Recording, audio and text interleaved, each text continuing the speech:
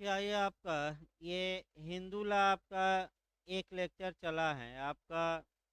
उसमें ये बताया गया है कि हिंदू कौन है। ये लिखवा देंगे हम एक दो दिन में। आइए इसके बाद आपका चला जाए। आपका जो दूसरा क्वेश्चन बनता है वह हिंदू विद की शाखाएं। तो सबसे पहले आप कोरिलेट भी करते रहिए। अब आपका मुस्लिम विद की शाखाएं हमने बताया। पहले मुस्लिम विद की शाखाएं देख लिया जाए। उसके बाद आपका हिंदू विद की शाखाएं पढ़ा जाएगा। यानी कि पद्धतियाँ या स्कूल या संप्रदाय भी कह सकते हैं। आपको हमने बताया मुस्लिम विद में कि प्रॉफिट साहब के पर्दा होने के तुरंत पश्चात उनके उत्तराधिकारी को लेकर डिस्प्यूट हो गया और इस डिस्प्यूट के कारण आपका मुस्लिम संप्रदाय दो वर्गों में बंट गया, एक शिया और दूसरा सुन्नी। 9वीं शताब्दी में एक और नया आपका संप्रदाय उत्पन्न हुआ, मोताजिला, जिसके प्रतिपादक अता अल गज्जाली थे। यह केवल कुरान पर विश्वास करता है और तालाक को मान्यता नहीं देता, और ये कहता है कि विवाह विच्छेद या तो काजी या न्यायालय के निर्णय से होगा, और एक पत्नीत्व में विश्वास करता है। उसी प्रकार जहाँ तक हिंदू विद की बात है, आपका हिंदू विद में शुरुआती दौर में आपका कोई संप्रदाय नहीं था, लेकिन 11वीं और 12वीं शताब्दी में जो ये हिंदू विद की आपका कह सकते हैं कि धर्म ग्रंथ हैं, उसको व्याख्या यानी कि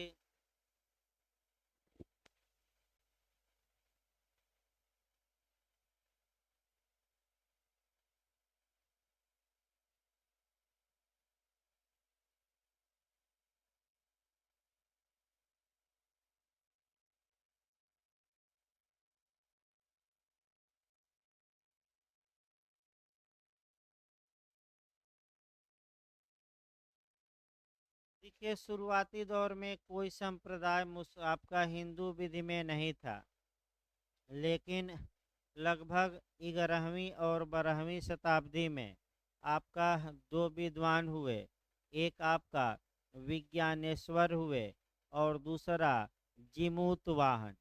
तो विज्ञानेश्वर ने मिताक्षरा आपका शाखा उत्पन्न किया, और जो जिमूतवाहन थे वे दाएं भाग।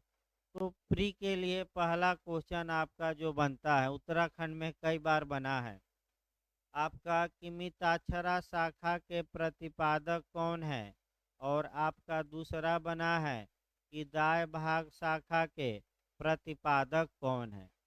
अब जो बिहार जे मेंस में और यूपी में बनता है, आपका प्री में भी बनता है। जिस प्रकार आपने मुस्लिम विद में दो संप्रदाय मुख्य रूप से पढ़े, शिया सुन्नी, और उसमें डिफरेंस हमने बताया, उसी प्रकार जो मेंस में आपका क्वेश्चन बन रहा है वह मिताक्षरा और दाएं भाग की व्याख्या करते हुए इन दोनों में नियमों में डिफरेंस क्या है, अर्थात इन दोनों के नियमों में अंतर क्या है। एक और नया क्वेश्चन आपका बना दिया गया, और वह फैक्टम वायलेट का सिद्धांत। यानी कि आपका फैक्टम वायलेट का सिद्धांत भी आपका बना था। इंटरव्यू में भी पूछा गया था कि फैक्टम वायलेट का सिद्धांत क्या है, और प्री में जो पूछा गया यह किस शाखा में मान्य है। तो फैक्टम वायलेट का मतलब होता है कि जो कार्य किया जा चुका है। तो आपका दाएं भाग शाखा ये मानती है कि जो कार्य किया जा चुका है, यानी कि जो बातें तथ्य के रूप में अस्तित्व में आ चुकी हैं, उसे सही माना जाना चाहिए। लेकिन वे बातें धार्मिक ग्रंथों या अधिनियमों के विपरीत न हो। तो हम इसको डिटेल में बताएंगे। आइए सबसे पहले आपका देखा जाए मने मिताक्षरा शाखा, उसके बाद दाय भाग, तब तो अंतर बताया जाए। देखिए आपका मने हिंदू विधि की शाखाओं का वर्णन करिए।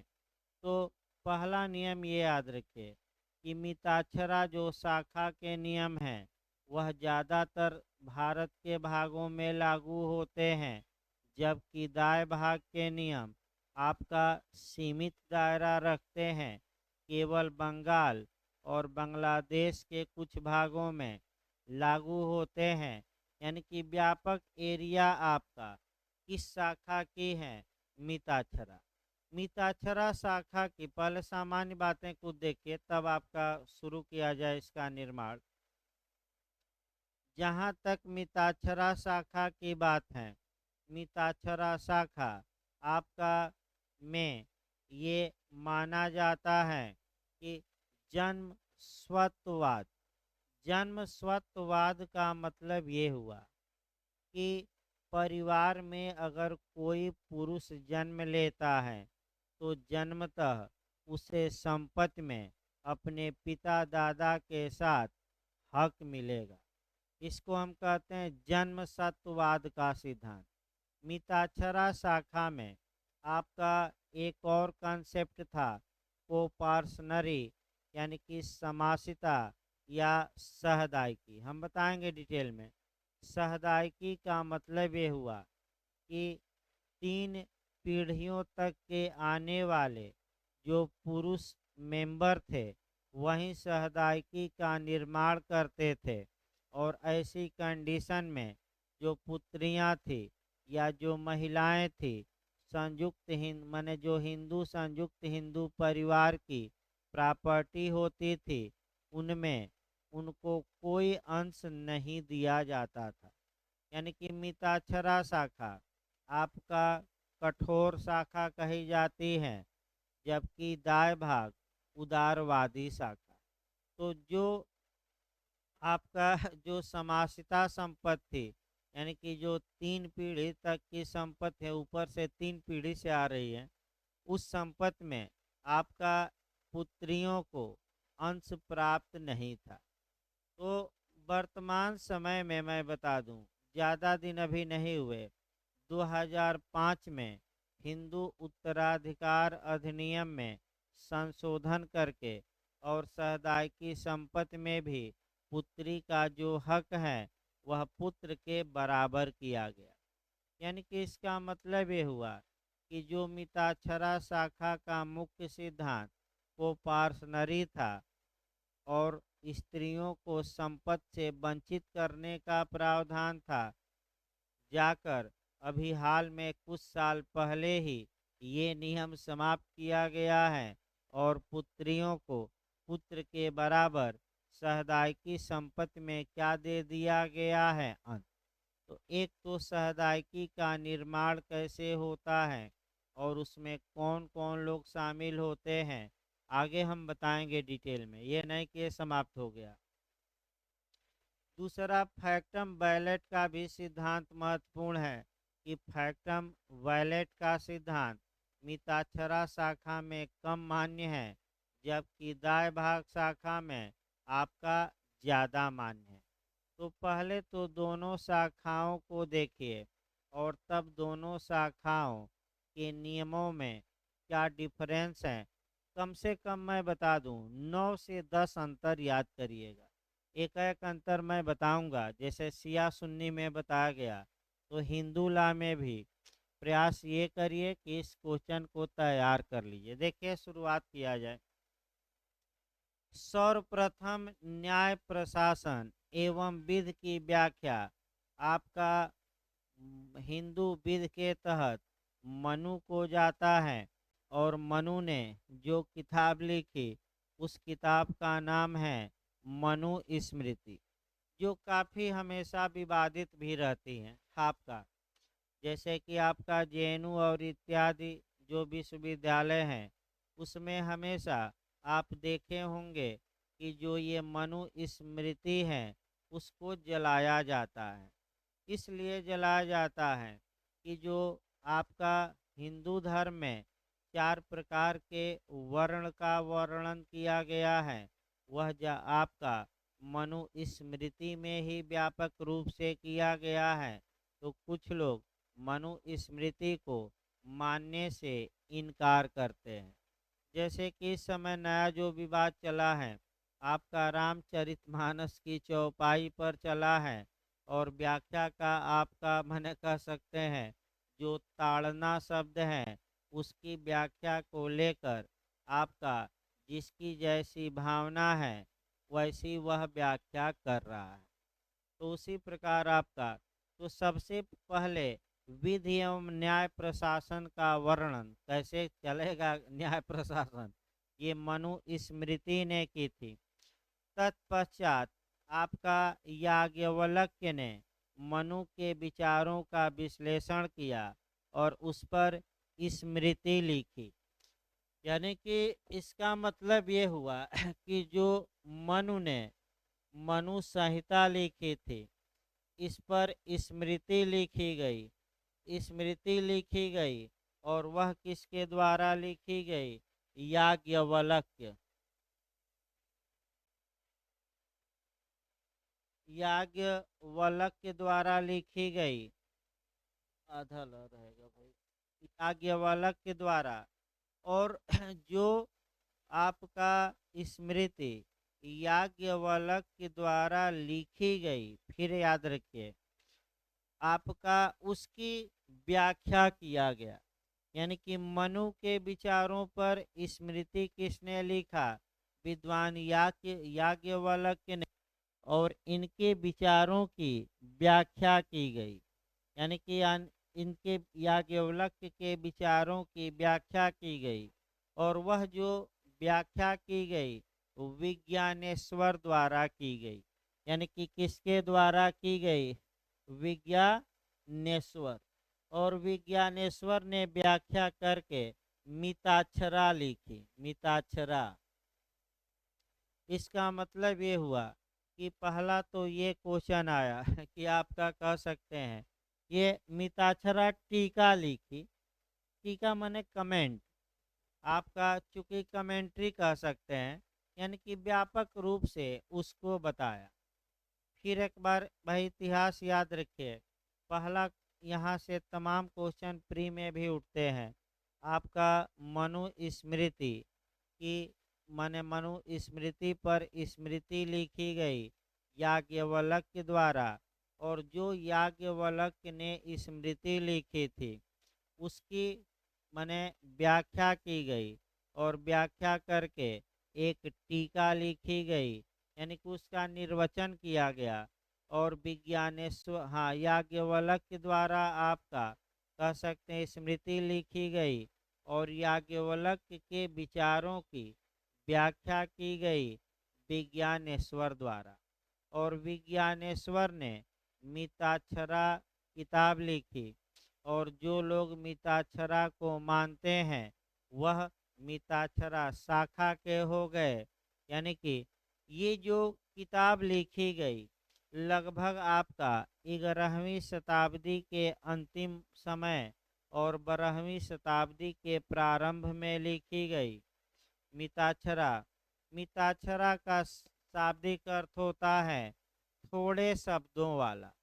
यानी कि जैसे सिया का आपने अर्थ जाना कि सिया मतलब कि अल्पसंख्यक, सुन्नी का मतलब बहुसंख्यक, उसी प्रकार मिताक्षरा का मतलब हुआ थोड़े शब्दों वाला यानी कि कम शब्दों वाला आप कह सकते हैं। ये शाब्दिक अर्थ मैं बता रहा हूँ।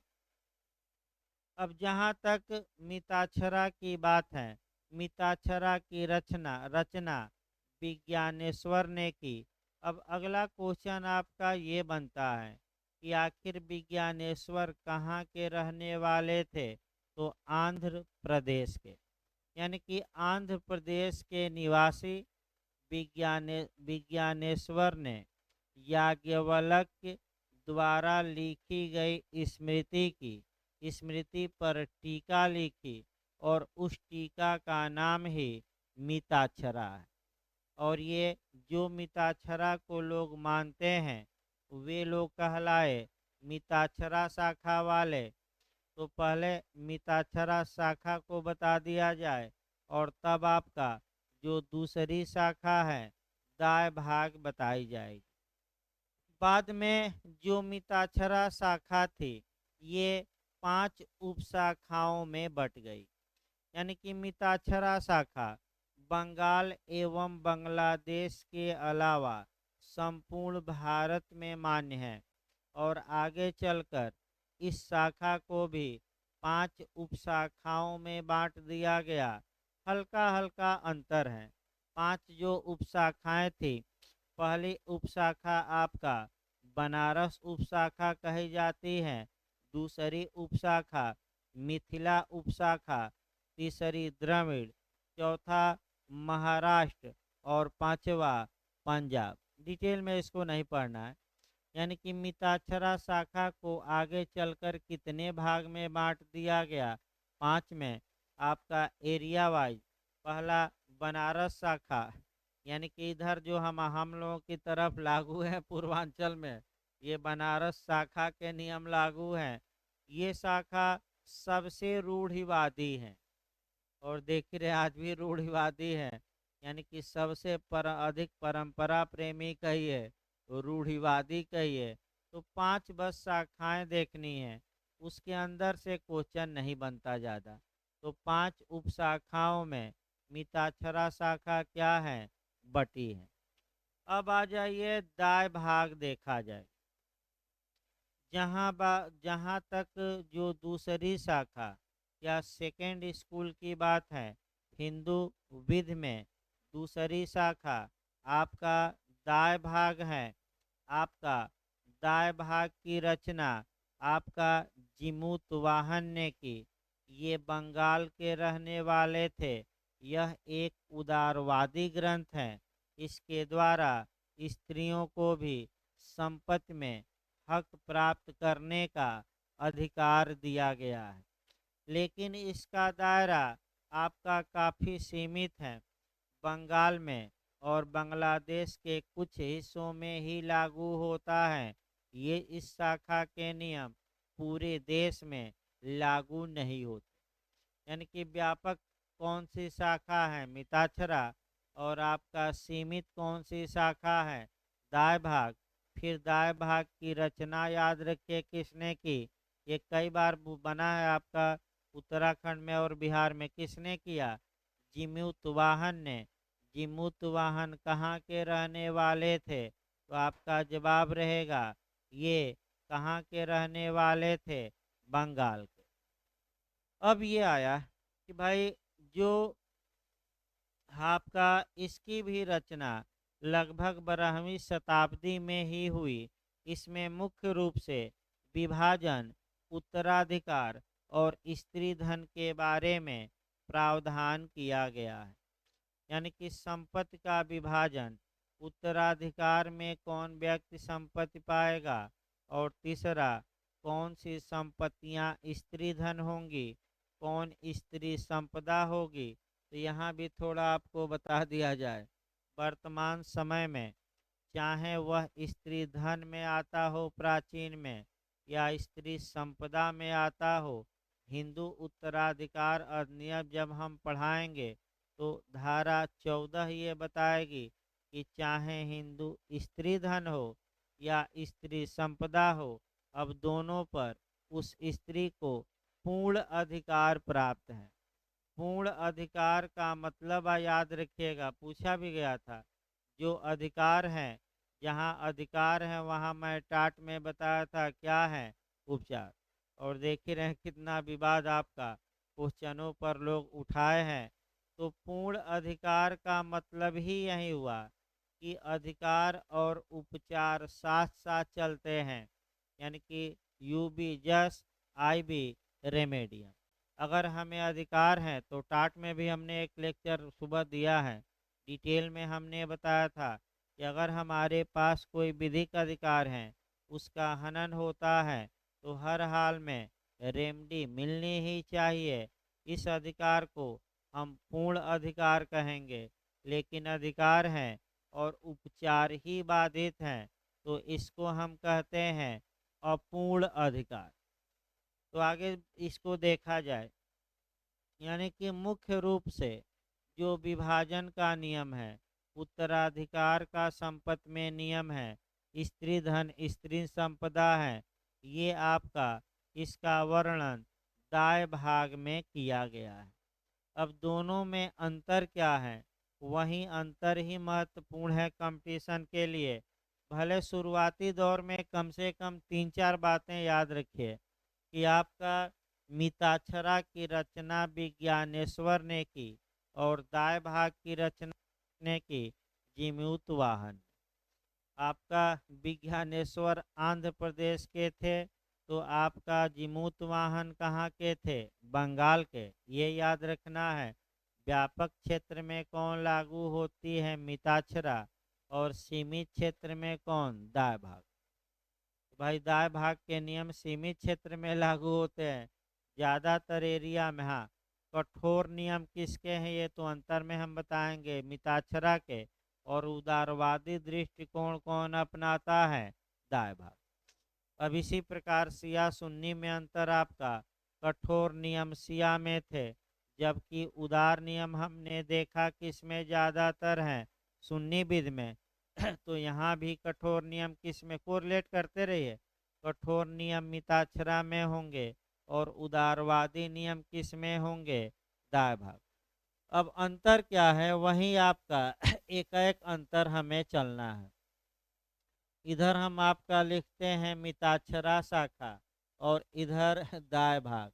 यही मेंस में लगातार पूछा जा रहा है, प्री में भी पूछा जा रहा है। एक एक आपका कह सकते हैं कि अंतर को जानना है। पहला, उत्पत्ति में अंतर कराइएगा। जहाँ तक मिताक्षरा शाखा की उत्पत्ति की बात है, इसकी उत्पत्ति का श्रेय आंध्र प्रदेश के विज्ञानेश्वर को जाता है, जबकि दाएं भाग शाखा की उत्पत्ति का श्रेय बंगाल के जीमूत वाहन को जाता है। हम लिखवाएंगे इसको अलग से भी, आज लेक्चर ही समझिए। उत्पत्ति में पहले अंतर दिखाइएगा। दूसरा आपका जन्म स्वत्ववाद का सिद्धांत, ये सबसे महत्वपूर्ण सिद्धांत है आपका, कि उपरम स्वत्ववाद और जन्म स्वत्ववाद, पहले दोनों को आपका कह सकते हैं कि अच्छे से देखिए, तब हम सिद्धांत बताते हैं। ये सिद्धांत काफ़ी महत्वपूर्ण है और इस सिद्धांत को थोड़ा अच्छे से जानिए। जन्म स्वत्ववाद का सिद्धांत क्या है? जन्म स्वत्ववाद का मतलब ये हुआ कि अगर कोई व्यक्ति किसी परिवार में जन्म ले लेता है, तो मात्र जीवित जन्म लेने के आधार पर वह उस परिवार की संपत्ति में अंश पाने का हकदार होगा। इसका मतलब ये हुआ कि मिताक्षरा शाखा जन्म स्वत्ववाद के सिद्धांत पर आधारित है। मिताक्षरा शाखा ये बताती है कि अगर किसी परिवार में किसी पुत्र ने जन्म लिया है, तो 3 पीढ़ी तक के लोग संयुक्त रूप से संपत्ति में अंश पाने के हकदार होंगे।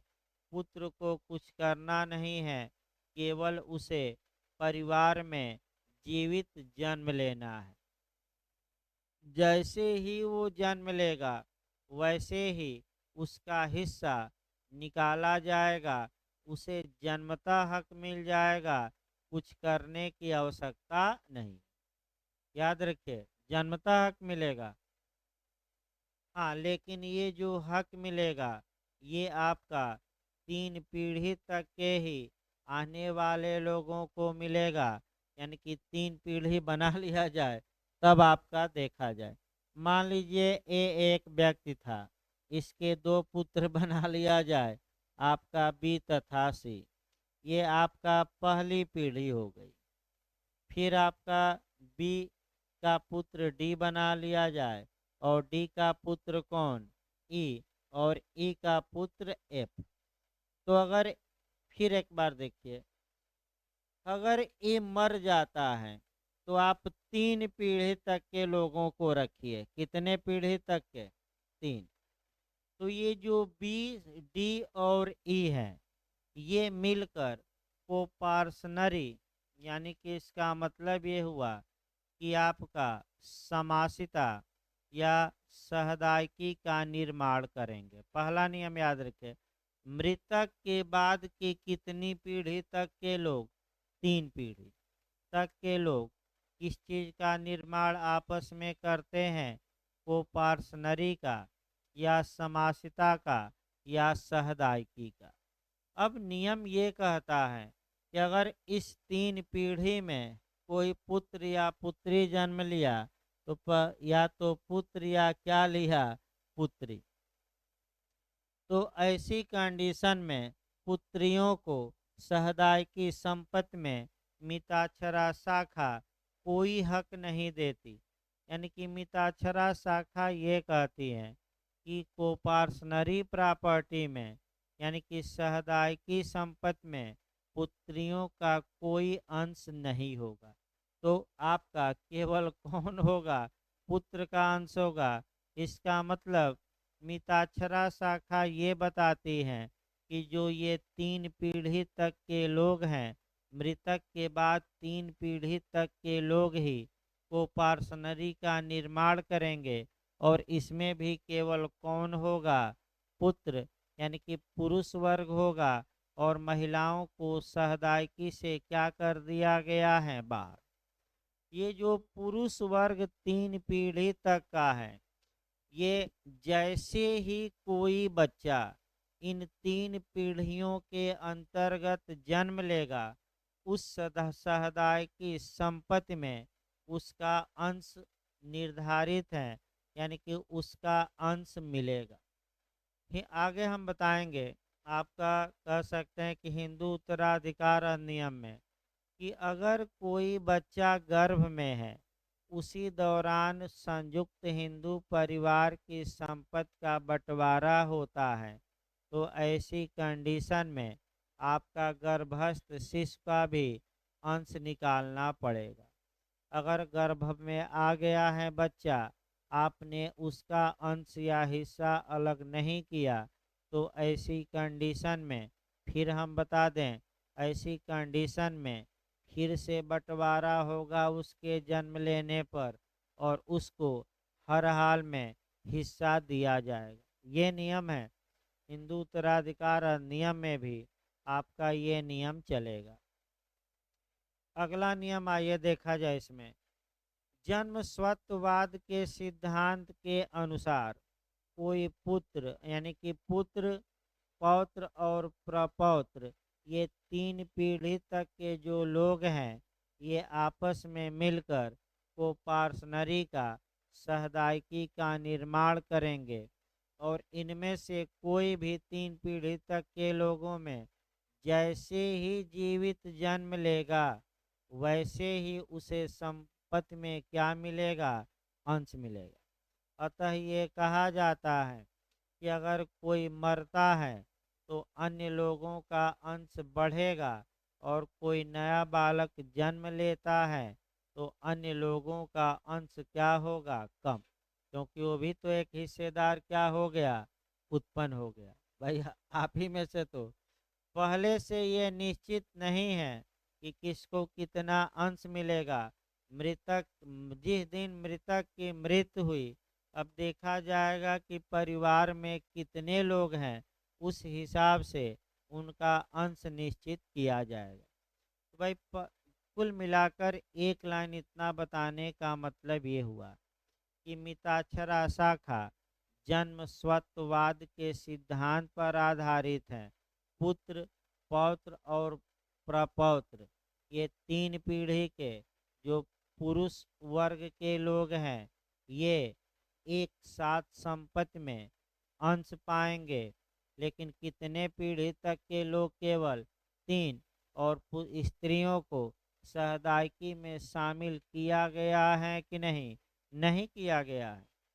भले आपका 2005 में अब आया है नियम, वो बताया जाएगा, लेकिन स्त्रियां सहदायकी में शामिल नहीं। अब आपका दाय भाग शाखा आया जाए। जहाँ तक दाय भाग शाखा की बात है, दाय भाग शाखा को पार्सनरी को मान्यता नहीं देती और ये कहती हैं कि पुरुष वर्ग के साथ साथ महिलाएं भी, यानी कि स्त्री वर्ग भी संपत्ति में हकदार होगा और स्त्रियां भी हक पाने का क्या होगी, हकदार। तो आप लोग बताइए कौन सी शाखा कठोर नियम प्रतिपादित करती है और कौन सी लिबरल या उदार। तो मिताक्षरा क्या है, कठोर, और दाय भाग क्या हो गया, उदार। कौन सी शाखा जन्म स्वत्ववाद के सिद्धांत पर आधारित है, मिताक्षरा। और कौन सी शाखा उपरम स्वत्ववाद कहा जाता है। उपरम स्वत्ववाद का मतलब कि आपका फैक्टम बैलेट बताएंगे हम, यानी कि जन्म से ही कोई बालक हक नहीं पाता, पिता की मृत्यु के बाद पाएगा, तो ये उपरम स्वत्ववाद होगा और इसमें जन्मतः बालक अंश नहीं पाएगा। तो कौन सी शाखा कहती है कि पिता के मरने के बाद ही आप प्रॉपर्टी पाएंगे, महिला भी पाएगी, पुरुष वर्ग भी पाएगा। तो आपका दाय भाग। तो तीन आपका अंतर हो गया कठोर और उदारता में। अगला अंतर आइए आपका मिताक्षरा शाखा के अंतर्गत आपका ट्रांसफर देखा जाए, यानी कि आपका कह सकते हैं कि संपत्ति का अंतरण देखिए। अंतरण में भी काफी महत्वपूर्ण अंतर है। देखिए आपका मान लीजिए तीन पीढ़ी तक के लोग हैं, आपका बी डी और ई। बी का पुत्र डी है और डी का पुत्र कौन है, ई। यानी कि बी पिता हो गया तो पुत्र डी और पौत्र कौन, ई। ये तीन पीढ़ी तक के लोग मिलकर क्या बनाएंगे, को पार्सनरी या समासिता या हम सहदायकी कह सकते हैं। अब समस्या देखिए, हमने अभी बताया कि जो भी पुरुष वर्ग होगा, यानी कि आपका, यानी कि डी और ई, अगर बी पिता है और डी ई पुत्र पौत्र है, तो हमने अभी बताया कि जन्मतः डी और ई को क्या मिलेगा, उस संपत्ति में हक मिलेगा। कुछ करना नहीं है, केवल उस परिवार में क्या ले लेना है, मरा हुआ जन्म लेना है कि जीवित, जीवित। अब समस्या ये आई कि भाई क्या पिता को अथाह पावर है कि सभी प्रॉपर्टियों को वह बेच सके। ये समस्या आपका कह सकते हैं कि एक आती है।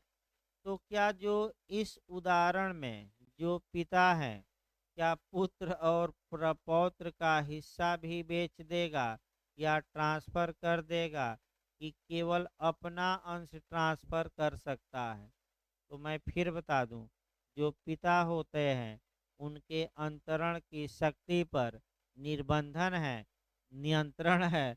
ये जो पुत्र पौत्र हैं ये कंट्रोल करते हैं। कैसे कंट्रोल करते हैं कि पिताजी आप अपना अंश बेचिए, हमारा अंश न बेचिए, क्योंकि जन्मतः इस संपत्ति में मुझे क्या मिला है, अंश। तो आप देखे होंगे गांव में तमाम विवाद उत्पन्न होते हैं।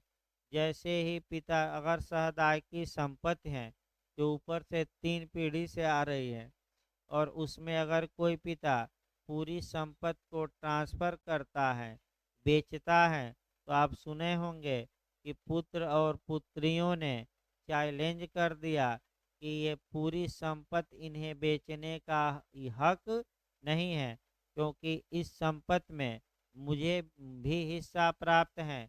और पिताजी ने, हम मिताक्षरा शाखा के थे और पिताजी ने हमारा भी हिस्सा क्या किया, भेज दिया। अतः विक्रय विलेख को क्या किया जाए, शून्य, रद्द किया जाए।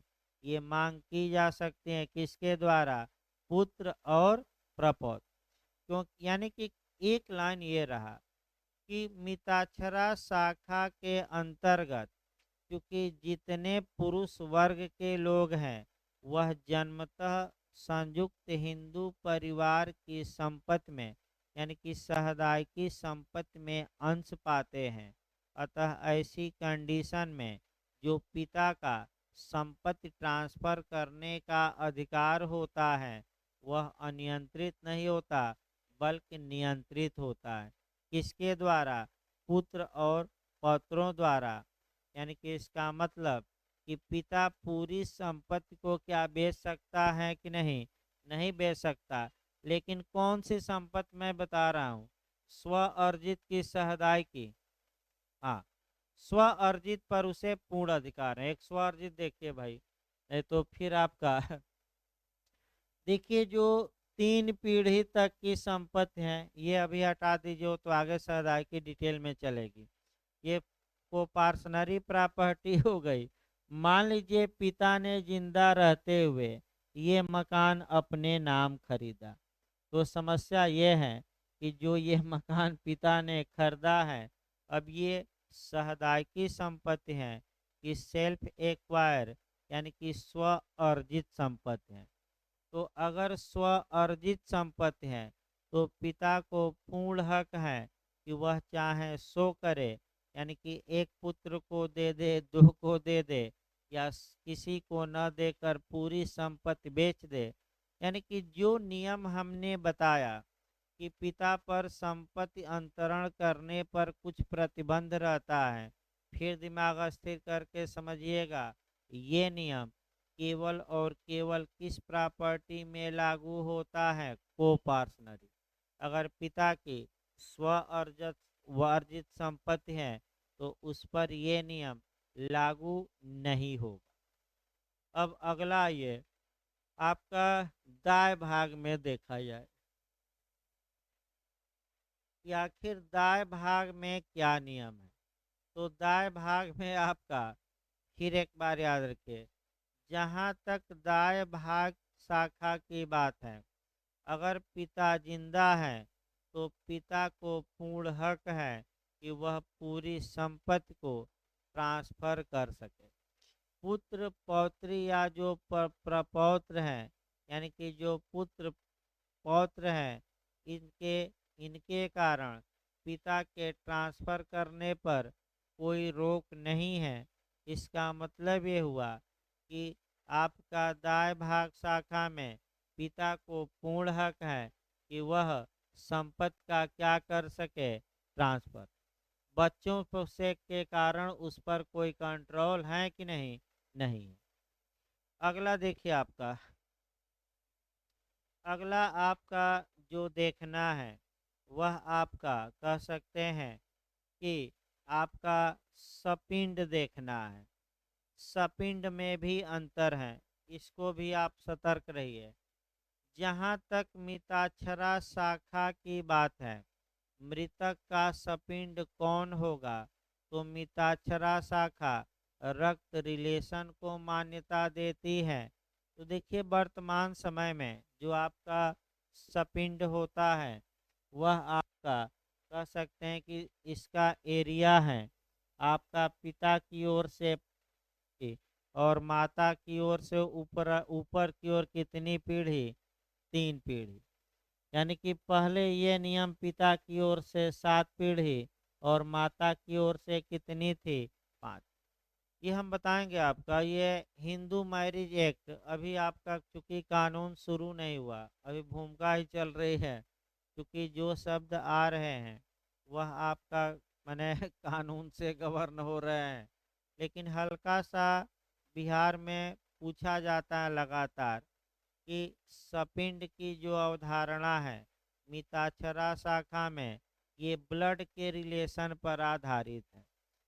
पर प्राचीन काल में संपिंड की जो अवधारणा थी वह पिता की ओर से ऊपर की पीढ़ी के 7 लोग और माता की ओर से 5 पीढ़ी, अर्थात पिता की ओर से ऊपर की 7 पीढ़ी के जो लोग हैं आपस में मैरिज नहीं कर सकते थे, और माता की ओर से ऊपर की कितनी पीढ़ी?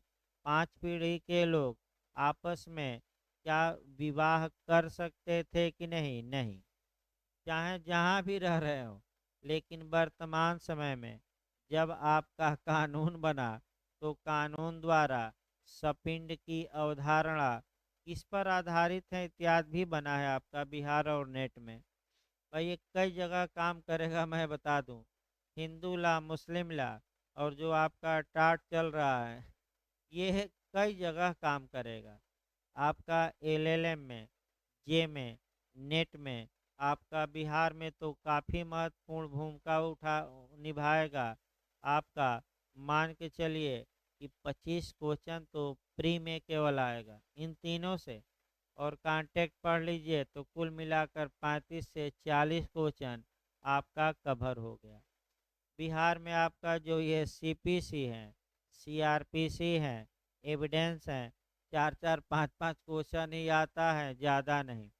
मुख्य भूमिका आपका हिंदू ला, मुस्लिम ला, टाट, कॉन्ट्रैक्ट निभाएगा, फिर प्रशासनिक विधि निभाएगी।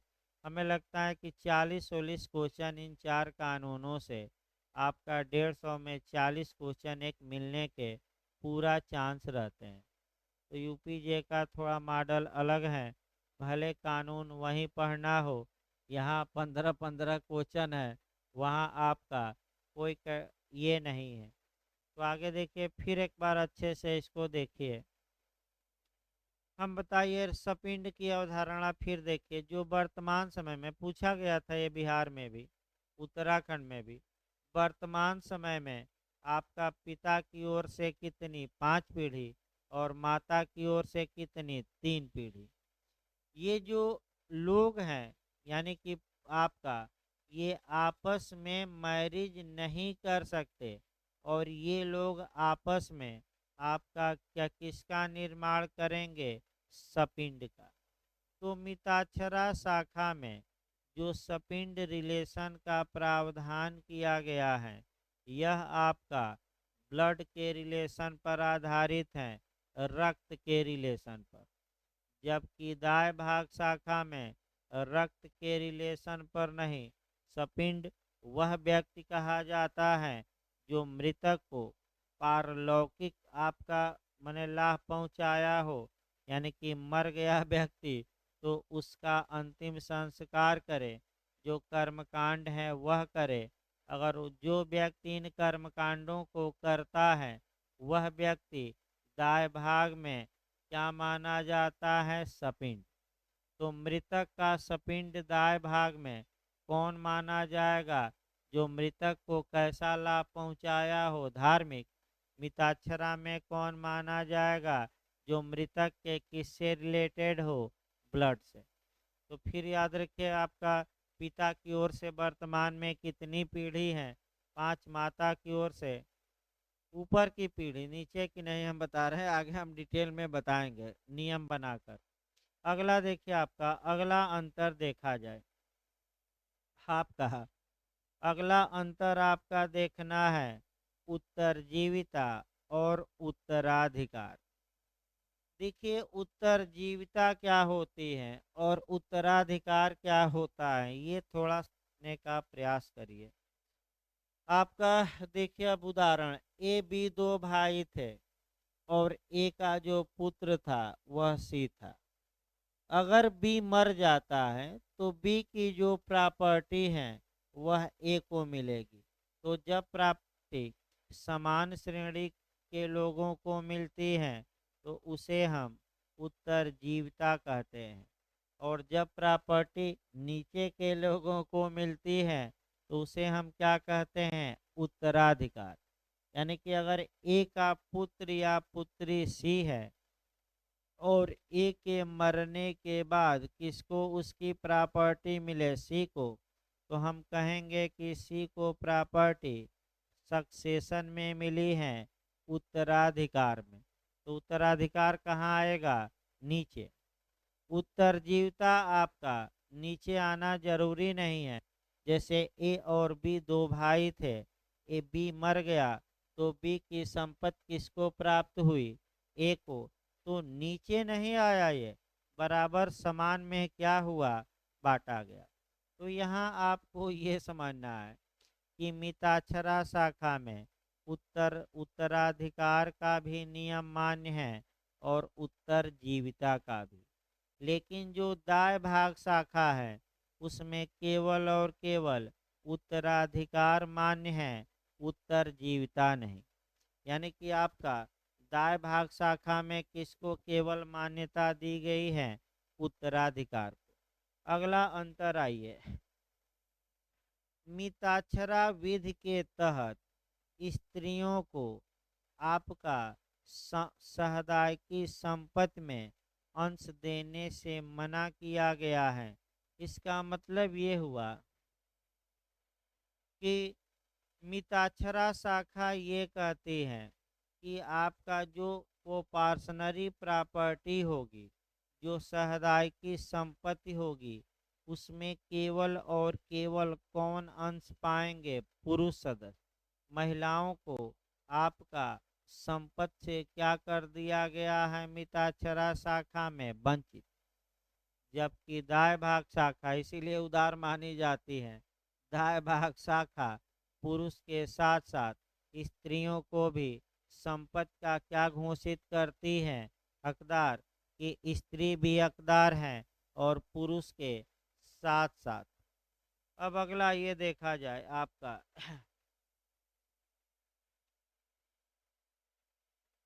विभाजन में भी अंतर है। देखिए आपका मिताक्षरा शाखा के अंतर्गत क्योंकि सभी लोग एक साथ संयुक्त कब्जा रखते हैं प्रॉपर्टी पर, जो को पार्सनरी प्रॉपर्टी है, अतः सामान्यतः अगर कोई व्यक्ति अपना अंश बेचना चाहता है तो नियम यह है कि वह पहले उस संपत्ति का विभाजन करा ले, यानी कि डिवीजन करा ले, पार्टीशन सूट दायर करे और संपत्ति के विभाजन की क्या पाए?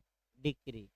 यहाँ भी तमाम विवाद उत्पन्न इस समय हो रहे हैं। देखिए कैसे विवाद उत्पन्न हो रहे हैं, मैं एक बताता हूँ।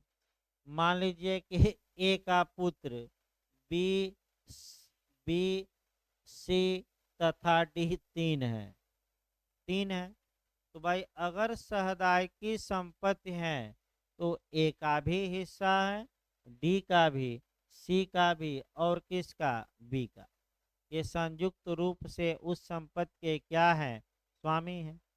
अब हो क्या रहा है कि डी अपना हिस्सा ई को बेच दिया तो कानून ये कहता है कि ठीक है, तुम्हारा जन्मतः तुम हक पाए हो वो पार्सनरी प्रॉपर्टी में, लेकिन तुम अपना हक बेचो, लेकिन सबसे पहले इस संपत्ति का जो ये आपका संपत्ति है इसका क्या करा लो? विभाजन।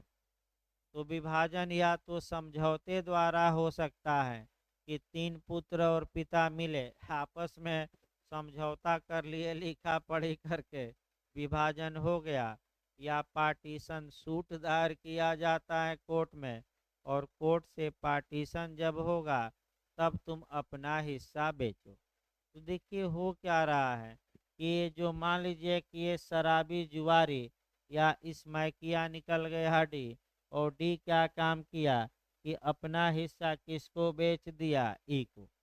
तो जब पिता को और ये दो भाइयों को जब बाद में पता लगा तो ये दोनों भाई चले गए कोर्ट का दरवाज़ा खटखटा दिए और तुरंत डिमांड करते हैं कि हजूर अभी ये को पार्सनरी प्रॉपर्टी है, अभी विभाजन नहीं हुआ है, किस तरफ किसका हिस्सा मिलेगा ये निश्चित नहीं है।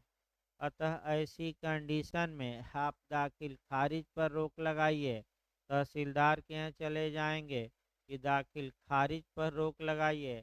सिविल सूट भी कर सकते हैं कि इनको अभी अंश लेने से रोका जाए क्योंकि हम लोगों के बीच अभी पार्टीशन नहीं हुआ। तो आपका पार्टीशन नहीं हुआ है तो इसमें मामला फंस जाता है, क्योंकि डी का हिस्सा किधर होगा? मान लीजिए पूरब बेचा तो तुम्हारा हिस्सा पूरब होगा कि दक्षिण होगा कि उत्तर होगा कि बीच में होगा? अभी कोई निर्धारित है? तुम्हारा मान लीजिए कि हिस्सा तो है लेकिन किस दिशा में है ये तो निर्धारित नहीं है, और तुमने सड़क के मान लीजिए आगे हिस्सा था। एक और उदाहरण देखिए, मान लीजिए रोड जा रही है और आपका ये ज़मीन है और ये रोड निकल रही है, तो आपका डी ने क्या काम किया कि जो रोड से सटे हुए आपका प्लाट था उसी को बेच दिया। भाई तुम्हारा हिस्सा कहाँ मिलेगा ये तो अभी निर्धारित है नहीं, अतः खरीदने वाला भी कुछ साल तक अब क्या रहता है, परेशान।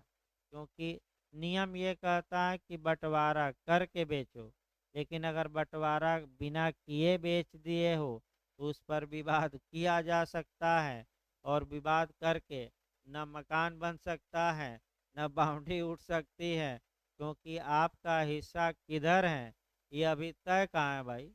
ये थोड़े कि तय हो गया कि रोड पर ही सारा, तो न्यायालय कमीशन निकालता है, फिर बंटवारा किया जाता है। और सामान्यतः आपका जितने हिस्सेदार रहते हैं सभी लोग यही चाहते हैं कि हमारा मुख किधर खुले, रोड की ओर, तभी तो कुछ फायदा होगा। तो बंटवारा कराते कराते कई साल क्या होते हैं लग जाते हैं, उतने में तो खरीदने वाला थक हार जाएगा 10-15 साल में आपका। ये विवाद उत्पन्न करने का ये भी एक तरीका। अगला देखा जाए, हाँ आपका, लेकिन जहाँ तक दाय भाग की बात है, दाय भाग के अंतर्गत विभाजन आवश्यक नहीं है।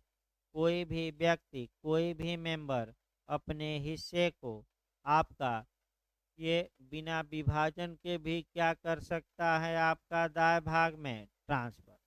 तो किसमें विभाजन आवश्यक है, मिताक्षरा, किसमें विभाजन ट्रांसफर से पहले आवश्यक नहीं है, आपका दाय भाग। अब आइए, मिताक्षरा एक टीका है जबकि दाय भाग एक संशोधित पद्धति है। तो बताइए, जो मिताक्षरा एक टीका है, ये भी उत्तराखंड ने बनाया है, एक टीका है, जबकि दाय भाग एक संशोधित पद्धति है। तो आखिर ये टीका किसने लिखा, तो विज्ञानेश्वर ने लिखा। किस पर लिखा, याज्ञवल्क्य पर। कम से कम याद रखिए किसने टीका लिखा, ये आपका विज्ञानेश्वर ने। लेकिन किस पर लिखा, हमने बताया था याज्ञवल्क्य। जहाँ तक मिताक्षरा की बात है, मिताक्षरा एक पुरातन एवं रूढ़िवादी विचारों का पोषक है। यानी कि मिताक्षरा शाखा से आप ये निकाल सकते हैं कि एक परंपरा प्रेमी है, रूढ़िवादी विचार रखते हैं। क्यों रखते हैं, क्योंकि पहला तो रूढ़िवादी विचार यही हो गया कि पुत्रियों को सहदाई की संपत्ति में ये क्या नहीं देता है, अंश। भाई यही तो रूढ़िवादी हो गया। जबकि आपका जो ये दाय भाग है एक उदारवादी शाखा है। उदारवादी शाखा का मतलब लिबरल, यानी कि स्त्रियों को भी संपत्ति धारण करने के योग्य मानती हैं, और ये बताती हैं कि स्त्रियां भी आपका संपत्ति परिवार में पाएंगे कि नहीं पाएंगी, पाएंगी। अब जो ये मिताक्षरा शाखा, फिर एक बार समझिए थोड़ा, जब हिंदू उत्तराधिकार अधिनियम 1956 की धारा 6 हम बताएंगे, जो लगातार मेंस प्री में आता है, तो उसमें हम ये आपको बताएंगे, उसमें स्पष्ट लिखा रहेगा मिताक्षरा शाखा के अंतर्गत। क्योंकि दाय भाग शाखा तो पहले से ही स्त्रियों को क्या दे रही हैं, हक दे रही हैं। तो मिताक्षरा शाखा में जो ये लिखा गया है, इस नियम को विफल करने के लिए कि पुत्रियां भी पुत्र के बराबर हक पाएं, 2000 आपका 5 में अब संशोधन हो चुका है। और मुख्य संशोधन हिंदू उत्तराधिकार अधिनियम का सेक्शन पूछा गया था बिहार उत्तराखंड में, 6। किस में संशोधन किया गया है, 6 में। भाई कुछ शुरुआत, भले सेक्शन अभी न बताया गया हो, लेकिन कुछ अभी से आप तैयार करना शुरू करिए। अब ये नहीं कि सेक्शन डिटेल में बताया जाएगा, तब अभी से दिमाग में बैठाए रहेंगे तो 4-5 बार जब आगे बताया जाएगा तो आपको वहाँ याद रहेगा। अगला ये जो इस समय नया जो सिद्धांत पूछा जा रहा है, फैक्टम बैलेट का सिद्धांत। ये सिद्धांत वर्तमान समय में आपका इंटरव्यू से लेकर और प्री में भी पूछा जा रहा है। पहला क्वेश्चन आपका यही बना था कि फैक्टम बैलेट का सिद्धांत लागू होता है मुख्य रूप से मिताक्षरा शाखा में कि दाएं भाग में कि दोनों में कि इनमें से कोई नहीं, तो मुख्य रूप से दाएं भाग शाखा में लागू होता है, मिताक्षरा में नहीं। यानी कि आपका किसमें लागू होता है, ये क्वेश्चन आ चुका है। तो आपका फैक्टम बैलेट का सिद्धांत किस शाखा से संबंधित है, तो दाएं भाग मारिएगा। अब फैक्टम बैलेट का मतलब समझिए। फैक्टम बैलेट का मतलब ये हुआ कि कार्य पूरा हो जाने पर उसे वैध माना जाएगा। इसका मतलब ये हुआ कि अगर किसी व्यक्ति ने कोई कार्य कर दिया और वह कार्य पूर्ण हो गया, तो दाएं भाग शाखा मानती है कि वह कार्य वैध माना जाएगा, वैलिड। लेकिन ये भी मानती है कि वह जो कार्य है वह धर्मशास्त्रों के विपरीत न हो। यानी कि जो बातें धर्म ग्रंथों में लिखी गई हैं, अगर उनका आपने उल्लंघन करके कार्य किया है, तब वह कार्य भले आपका पूर्ण हो गया है, लेकिन वैध माना जाएगा कि नहीं, तो वैध नहीं माना जाएगा। फिर एक बार देखिए इसको, तो फैक्टम बैलेट का सिद्धांत। फैक्टम बैलेट का सिद्धांत दाएं भाग शाखा में मान्य है। फैक्टम बैलेट ये कहता है तथ्य का सिद्धांत। तथ्य का सिद्धांत का मतलब कि जब एक बात तथ्य के रूप में अस्तित्व में आ गई है, फैक्ट के रूप में अस्तित्व में आ गई है, यानी कि जब एक कार्य पूर्ण हो चुका है, तो उस कार्य को सही माना जाए कि गलत। सही। हाँ, लेकिन उसे गलत माना जा सकता है जब वह कार्य जो किया गया है वह धर्मशास्त्रों में दिए गए प्रावधानों के क्या हो, विपरीत।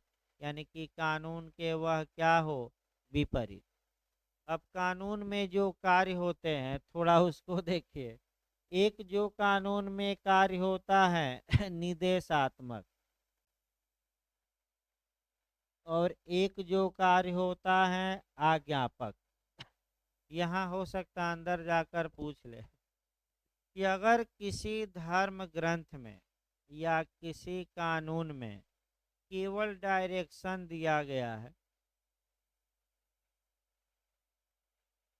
केवल निर्देश दिया गया है कि ऐसा किया जाना चाहिए, और अगर व्यक्ति ने उसके विपरीत कार्य कर दिया, तो वह कार्य वैध होगा, क्योंकि केवल और केवल डायरेक्शन दिया गया है, और जो निर्देश होते हैं वह बाध्यकारी नहीं होते।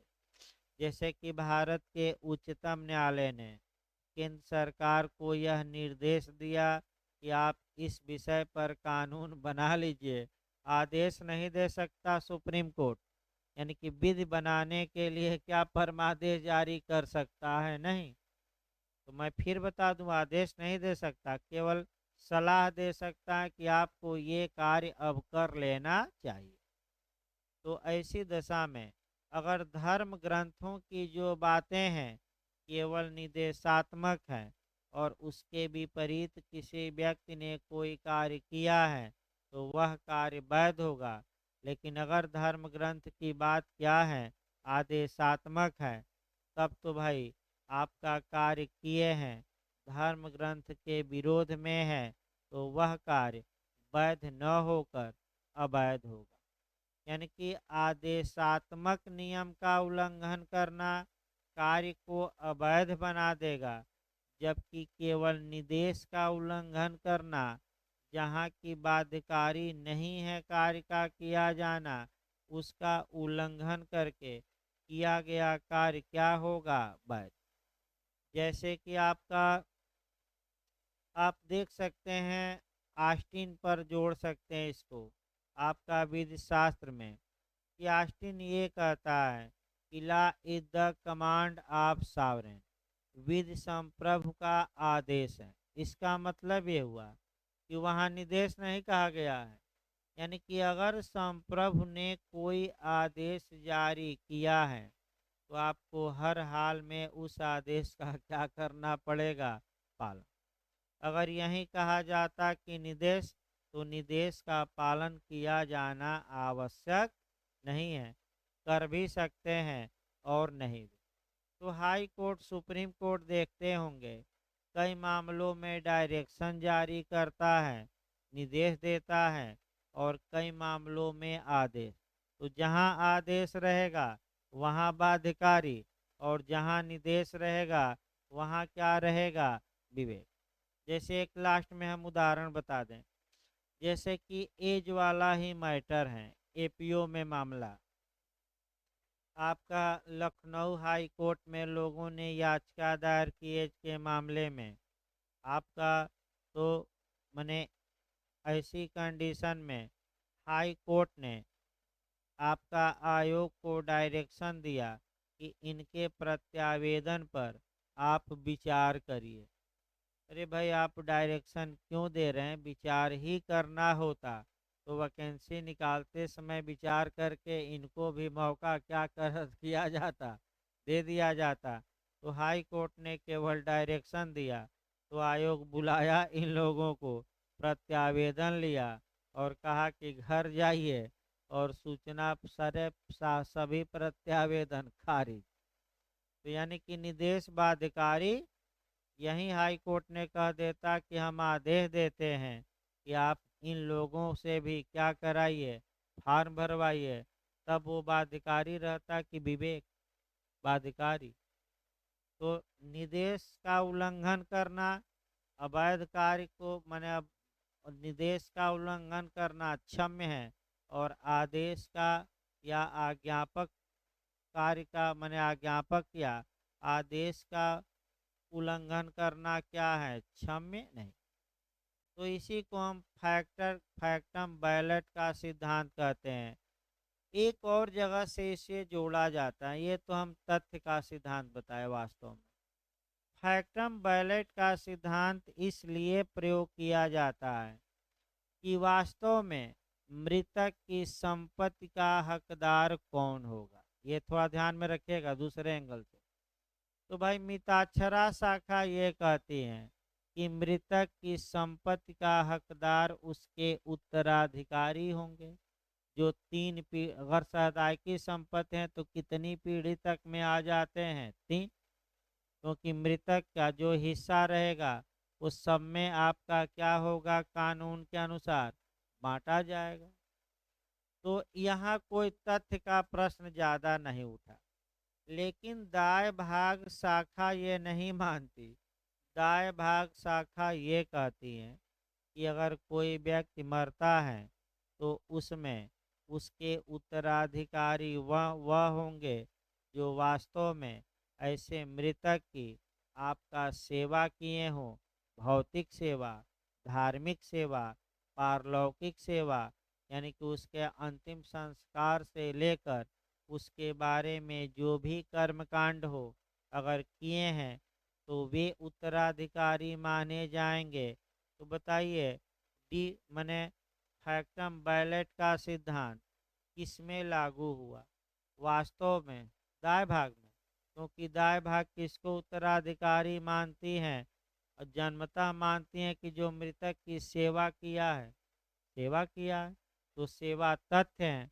और वहाँ तो जन्म के आधार पर क्या हो जा रहा है, मिताक्षरा में हक मिल रहा है, यहाँ किस आधार पर मिल रहा है, सेवा भाव।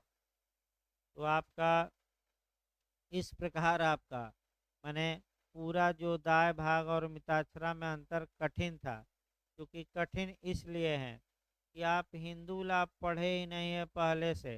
मैंने पहले से मतलब कि आप हिंदू लॉ के कानून जो हैं आप ज़्यादा अभी पढ़ाया नहीं गया, और डायरेक्ट अंतर भी बता दिया गया। तो जो मैंने अगला क्लास कल चलेगा, कल जो क्लास चलेगा आपका भाई, मुस्लिम विध में शाखाएं, पहले इतिहास हो जाए क्योंकि इतिहास शाखाएं जरूरी हैं। हिंदू विध में आपका स्रोत शुरू करते हैं क्योंकि आपका मैंने हिंदू कौन है हो गया, दूसरा दाय भाग मिताक्षरा और दाय भाग हो गया। तो हिंदू विध के स्रोत क्या है, सोर्सेज ऑफ ला, थोड़ा डिटेल में पढ़ कर आइएगा क्योंकि स्रोत की भूमिका बांधी जाएगी। तो हिंदू ला, मुस्लिम ला, विधि शास्त्र और न्याय के अंतर्राष्ट्रीय न्यायालय तक हम पहुंचेंगे।